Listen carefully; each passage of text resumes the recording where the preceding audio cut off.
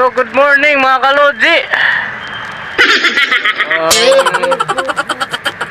Abutan tayo ng traffic dito sa ano na to, grabe yung traffic na paka sulit man.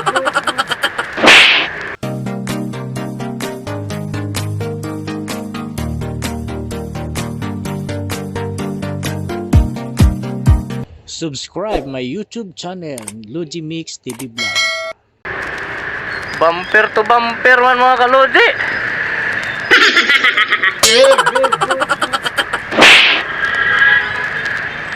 Grabe yung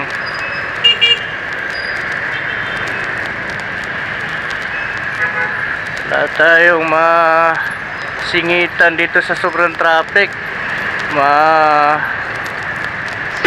Malilit tayo. Grabe yung galing ng north, yung expressway, oh, punong-puno hanggang dito sa may Kamatsili papuntang Balintawak. Grabe yung traffic, parang hindi mahulugan ng karayom. Ay, ang malilit tayo nito mga kalodi. Tapos umuulan pa. Siguro dito nagpara dito sa ano, sa may anong tawag nito? Sobrang traffic eh. Oh, punong-puno, grabe. Kaya kung nagmamadali ka at dito ka, wala talaga, hindi pwede mamadaliin kasi punong-puno. Oh my god. Yan, pagka ganito traffic, huwag po kayo ma-stress dahil dahil masisira lang ang araw nyo. So, kunting smile lang, tingin-tingin sa kaliwat kanan kung pwede ba makasingit. Ganon talaga ang buhay dito sa Maynila.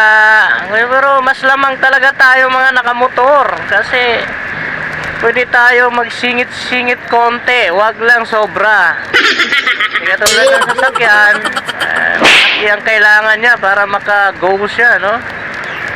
So, ganito po mga kalodi. So, yan, grabe yung hybrid na traffic ngayong Lunes na to. Ayan. Kaya huwag po pairalin ang init ng ulo natin.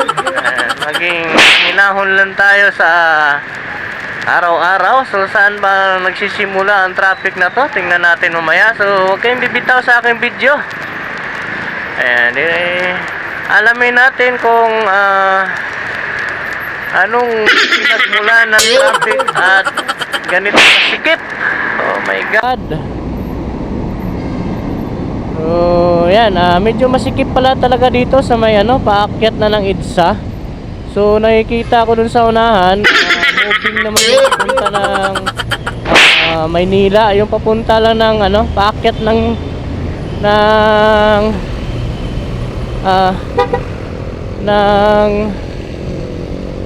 paakyat ng Manila ang traffic. Naulan pa mga kalodi. So, kailangan natin mag-ingat mga kalodi. Ayan, oh. So, grabe. Sobrang lakas ng ulan nito mga kalodi. Kaya hindi pwedeng hindi tayo mabasa nito. Yun pala yung nagtululot ng traffic yung ano. Pero kailangan nating mag-ringkot dito mga kalodi. Kasi sobrang lakas ng ulan. Ayan. Mga tropa natin sila ng ringkot nila. Kasi sobrang lakas talaga ng ulan. Basa tayo nito mga kalodi. Hanap lang tayo na pwesto dito mga kalodji. Ayan, hinano natin yung camera natin kasi hindi yata kakayanin. So dito lang tayo kasi sobrang lakas ng ulan.